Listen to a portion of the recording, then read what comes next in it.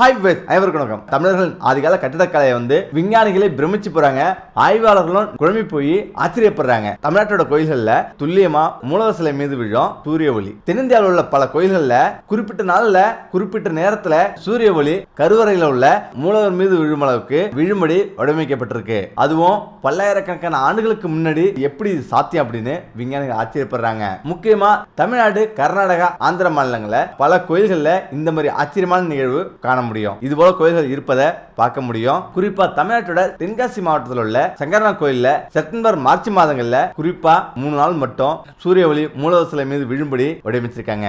அதே போல கோயம்புத்தூர் மாவட்டத்தில் புனியம்புத்தூர் உள்ள பாலதண்டாயுதபாணி கோயில்ல ஆவணி மாதத்துல குறிப்பிட்ட தினத்துல மட்டும் குறிப்பிட்ட நாள்ல மட்டும் மூலவர் மீது சூரிய ஒளி படுற மாதிரி வடிவமைக்கப்பட்டிருக்கு. அதே போல தஞ்சாவூர் மாவட்டத்தில் உள்ள சுவாமிமலைக்கு அருகில் உள்ள எழுத்தறிநாதர் கோயிலையும் சூரிய ஒளி மூலவர் மீது விழத்தை பார்க்கலாம். முக்கியமா விழுப்புரம் மாவட்டம் விக்கிரவண்டி அருகே இப்படி ஒரு கோயில் இருக்கு. இந்த கோயிலும் இதே போல சூரிய ஒளி மூலவர் மீது விழுது. இந்த கோயிலுக்கு இன்னொரு சிறப்பு இருக்கு. இந்த கோயில 1000 ஆண்டுகளுக்கு முன்னாடி கருங்கல்லால கட்டப்பட்டு பிறகு அது செங்கல்லால கட்டப்பட்டது. விழுப்புரம் அண்ணா கலைக்கல்லூரி வரலாற்றுத்துறை பேராசிரியர் ரமேஷ் சொல்றாரு. சோழர் காலத்திலிருந்து நாயக்கர் காலம் வர பல்வேறு மாற்றங்களுக்கு இந்த கோவில் உட்பட்டிருந்தாலும் கருவறை கட்டுமானம் இன்னைய வரலையும் பேசப்பட்டு வருது. தனியூர் பறையபுரம் கல்வெட்டு மூலம் இது எல்லாமே அறிய முடியும். 1051 இருந்து 1063 வரை வெட்டப்பட்ட கல்வெட்டுகள்ல இவ்வளவு அதிர்ச்சியான தகவலும் வெளிவந்திருக்கு. கிபி 1050 இருந்து 1063 வரலையும் வெட்டப்பட்ட, அதாவது ராஜேந்திர சோழனின் கல்வெட்டும், ராஜேந்திரன் அதாவது கிபி 1070 வெட்டப்பட்ட கல்வெட்டும் இங்க இருக்குது. சோழ காலத்தை சேர்ந்த இந்த கோயில் 73 சென்ட் நிலவரப்புல இது கட்டப்பட்டிருக்கு.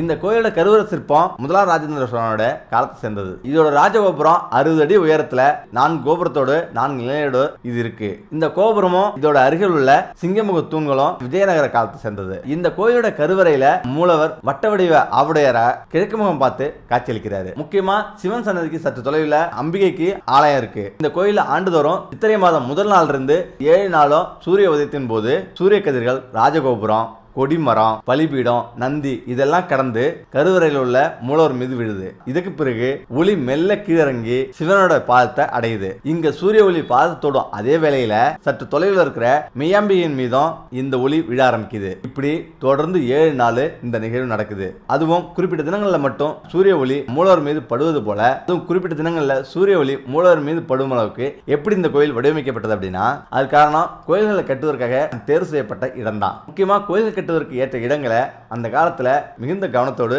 தேர்வு செஞ்சாங்க. அப்படி தேர்வு செய்யப்பட்ட இடங்கள்ல முக்கியமா வானியல் ஆய்வுகளை செஞ்சு அதுக்கு பிறகுதான் கோயில் கட்டினாங்க. பனையபுரம், கோட்டை மதுரை போன்ற இடங்கள்ல இது போல சூரிய ஒளி மூலவர் மீது படுது, கருவறையில படுமாறு கட்டப்பட்டிருக்கு. இந்த மாதிரி கோயில்கள் எல்லாம் கிழக்கு நோக்கிய வகையில தான் கருவறை அமைஞ்சிருக்கும். முக்கியமா சூரிய ஒளி விழுமிடத்திற்கான இந்த சோதனை பல மாதங்கள், பல வருடங்களா செஞ்சிருக்காங்க. அதன் அடிப்படையில் தான் அந்த இடங்கள்ல கோயிலோட கருவறையை அமைக்கிறாங்க. முக்கியமா பனைமரம் சிவன் கோயில் அப்படிதான் கட்டப்பட்டது. ஆனா தற்காலத்துல கோயில்கள் விரைவாக கட்டி முடிக்கணும் அப்படின்றதால இது போல விஷயங்கள்லாம் பார்க்கப்படுறதில்ல, இது போல கட்டுவதும் இல்லை அப்படின்னு சொல்றாங்க. முக்கியமா திருவண்ணாமலை அருணாச்சலேஸ்வரர் கோயில்ல, மதுரை தெப்பக்குளம் அருகில் இருக்கிற முக்தீஸ்வரர் கோயிலும், தூத்துக்குடி மாவட்டம் வல்லநாடு திருமூலர் கோயிலும் இப்படிதான். அதே போல வேலூர் மாவட்டம் சனீஸ்வரர் மற்றும் சிவன் கோயில்ல இதே போல குறிப்பிட்ட தினங்கள்ல சூரிய ஒளி கருவறையில அதுவும் மூலவர் சிலையில படுமாறு வடிவமைக்கப்பட்டிருக்கு.